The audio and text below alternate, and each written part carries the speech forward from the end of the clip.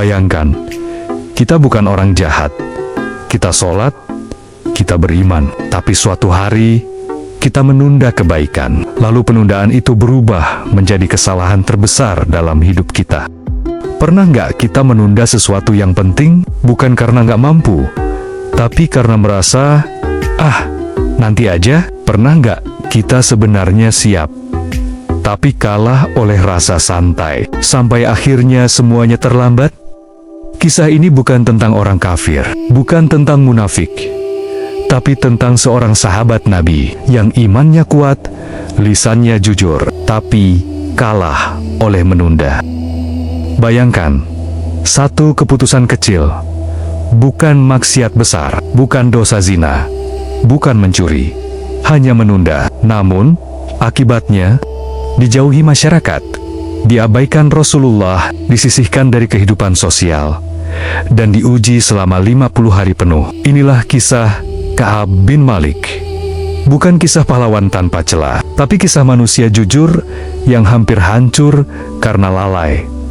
Dan mungkin kisah ini adalah cermin paling jujur untuk kita hari ini.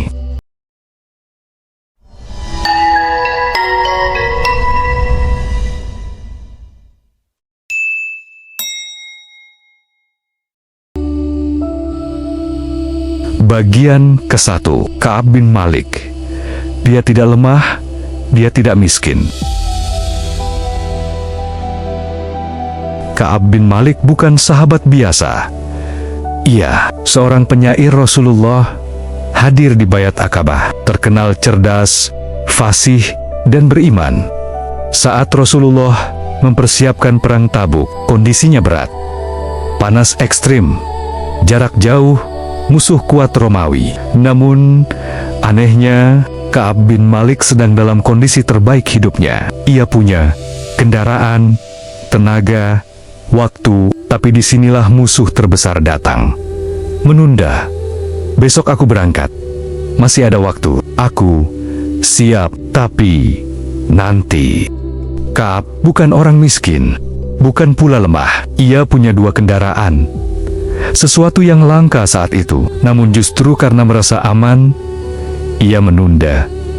Hari pertama, masih ada waktu. Hari kedua, nanti aku menyusul. Hari ketiga, pasukan Rasulullah telah berangkat jauh. Saat itu Ka'ab terdiam. Ia sadar, kesempatan emas telah berlalu. Hari demi hari berlalu. Pasukan berangkat, debu perang menghilang di kejauhan. Dan Ka'ab tinggal sendirian di Madinah. Bagian kedua, Perang Tabuk dan kebohongan yang menggoda.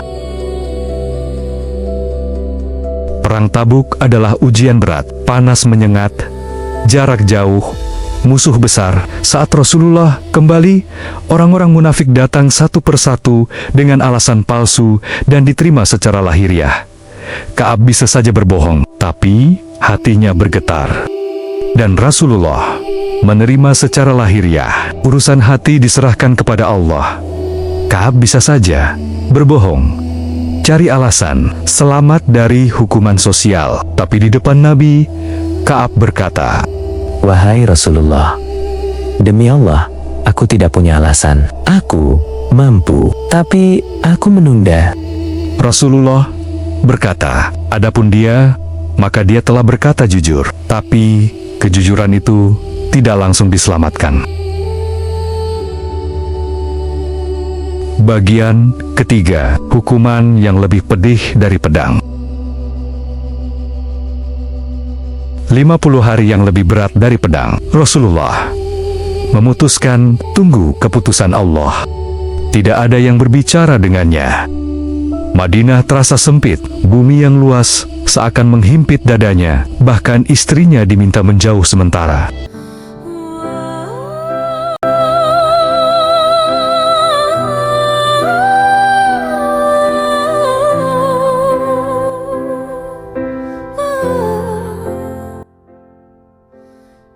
Seluruh Madinah tidak menyapa Ka'ab, tidak berbicara, tidak menoleh. Bayangkan, hidup di kota sendiri, tapi seperti tidak ada. Ka'ab berkata, Aku sholat di masjid.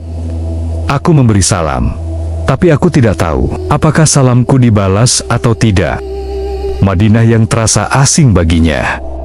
Hari pertama, orang-orang memalingkan wajah.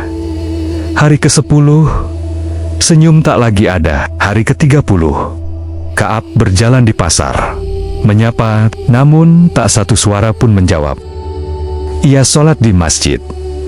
Melihat Rasulullah, menatap beliau, tapi tak tahu apakah tatapan itu ampunan atau murka. Aku merasa bumi yang luas ini menjadi sempit. Ujian terberat saat dipisahkan dari istri. Di hari ke-40, ujian semakin berat. Rasulullah memerintahkan agar istri Ka'ab menjauh darinya. Bukan cerai, bukan putus, tapi kesendirian total. Malam terasa panjang, air mata menjadi teman. Selama 50 hari, Ka'ab hidup tanpa suara manusia. Ia menangis, bertaubat, berdoa di malam hari. Godaan di tengah luka, di puncak kesedihan, datang surat dari Raja Ghassan. Engkau tidak dihargai di negerimu, datanglah kepadaku, aku akan memuliakanmu. Ka'ab tahu ini perang terakhir, iman atau dunia. Tanpa ragu, surat itu dibakarnya. Ini juga ujian dari Allah, bisiknya. Hingga suatu pagi, setelah sholat subuh, terdengar teriakan dari puncak bukit. Wahai Ka'ab bin Malik, bergembiralah. Allah menerima taubatmu. Langit terasa dekat, hati yang hancur kembali utuh.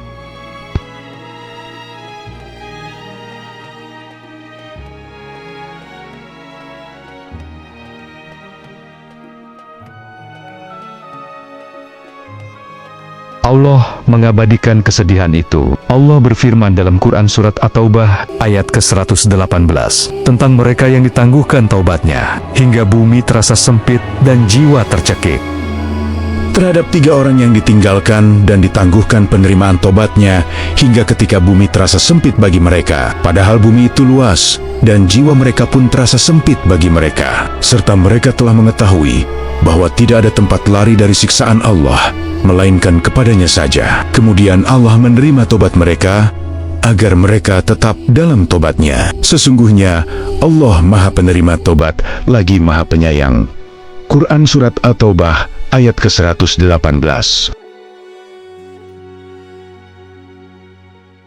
Bagian keempat, hikmah kisah Ka'ab bin Malik.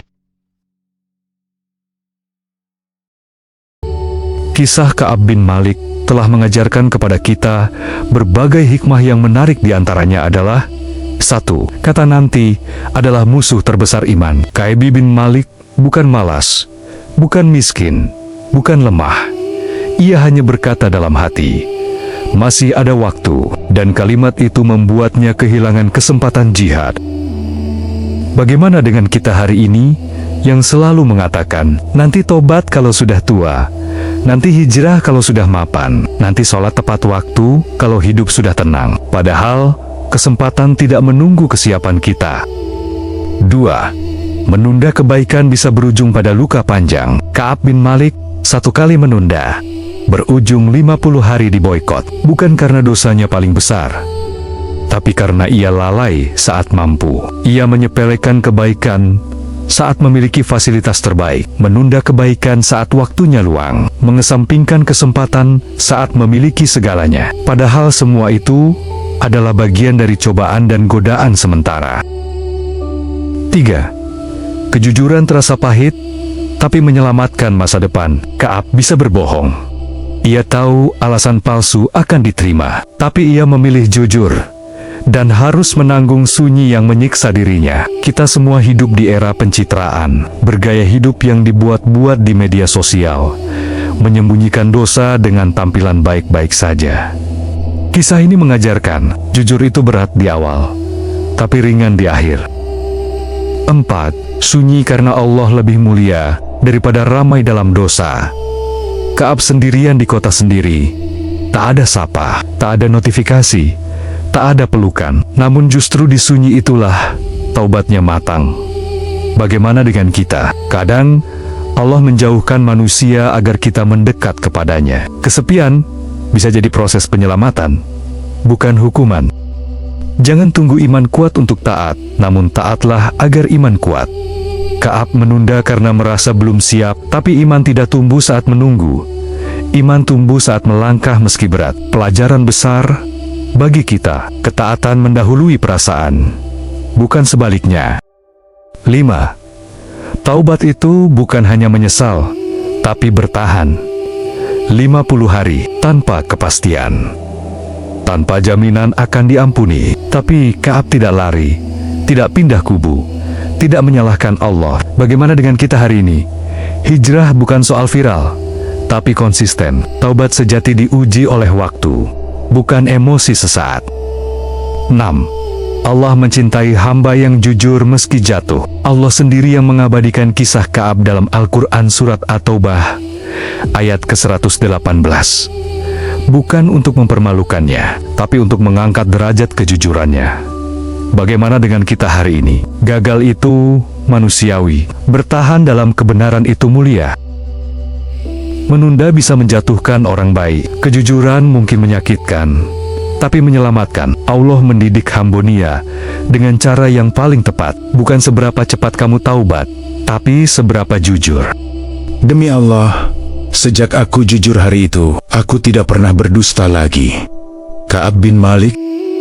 Kalau hari ini kita masih sering berkata, nanti aja sholatnya, nanti aja berubah, nanti aja dekat sama Allah. Ingat Ka'ab bin Malik. Satu kata nanti hampir menghancurkan hidupnya. Namun satu kejujuran dan kesabaran menyelamatkan akhiratnya. Jangan tunda kebaikan, karena kita tidak tahu apakah nanti masih ada. Bagian kelima, biografi Ka'ab bin Malik. Nama dan nasab. Nama lengkap: Ka'ab bin Malik bin Abi Ka'ab, kunyah Abu Abdullah. Suku Bani Salimah, bagian dari kaum Ansor. Asal Madinah, Yatsrib. Ka'ab bin Malik termasuk sahabat Nabi. Dari golongan Ansor yang dikenal fasih berbicara dan pandai bersyair.